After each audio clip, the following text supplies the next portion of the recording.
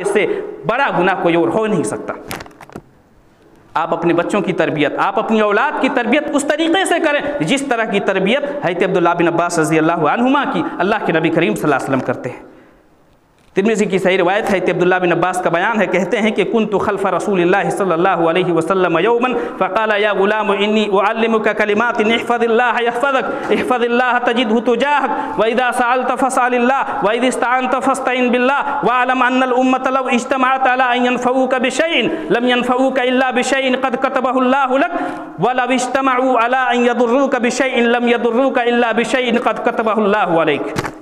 حضرت عبداللہ بن عباس کہتے ہیں کہ ایک دن میں اللہ کے نبی کریم صلی اللہ علیہ وسلم کے پیچھے تھا، اللہ کے نبی کریم صلی اللہ علیہ وسلم نے فرمایا یا غلام، اے میرے بیٹے، انی اعلمک کلمات، میں تمہیں چند باتیں سکھلاتا ہوں، اس کو اچھی طریقے سے ذہن نشین کر لو، اس کو اچھی طریقے سے یاد کر لو۔ احفظ اللہ یحفظک، تم اللہ کے احکام کی پاسداری کرو، اللہ تمہاری حفاظت کرے گا۔ احفظ اللہ تجدہ تجاہک، تم اللہ کے حقوق کو ادا کرو، تم اللہ کو اپنے سامنے پاؤ گے، یعنی اللہ کی مدد، اللہ کی نصرت اور اللہ کی معیت تمہارے ساتھ رہے گی۔ وَإِذَا سَأَلْتَ فَاسْأَلِ اللَّهَ، اور عقیدہ اللہ کے نبی بتاتے ہیں کہ جب سوال کرنا ہو، مانگنا ہو، اللہ سے مانگنا۔ وَإِذَا اسْتَعَنْتَ فَاسْتَعِنْ باللہ، اور مدد مانگنی ہو تو اللہ سے مانگنا۔ وَاعْلَمْ أَنَّ الْأُمَّةَ لَوْ اجْتَمَعَتْ عَلَىٰ أَن يَنفَعُوكَ بِشَيْءٍ لَمْ يَنفَعُوكَ إِلَّا بِشَيْءٍ قَدْ كَتَبَهُ اللَّهُ لَكَ، اور یاد رکھو اگر پوری کائنات کے لوگ مل کر اگر تم کو نفع پہنچانا چاہے، فائدہ پہنچانا چاہے، تو تم کو اتنا ہی فائدہ پہنچا سکتے ہیں، اتنا ہی نفع پہنچا سکتے ہیں جتنا کہ تمہارے مقدر میں لکھ دیا گیا۔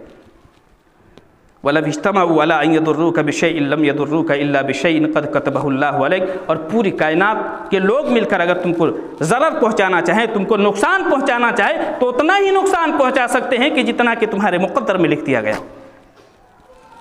تو اولاد کو عقیدے کی تعلیم دیں، عقیدے سے کوئی سمجھوتا نہیں، عقیدے سے کوئی کمپرمائز نہیں، سب کچھ لٹ جائے، سب کچھ ختم ہو جائے، لیکن اگر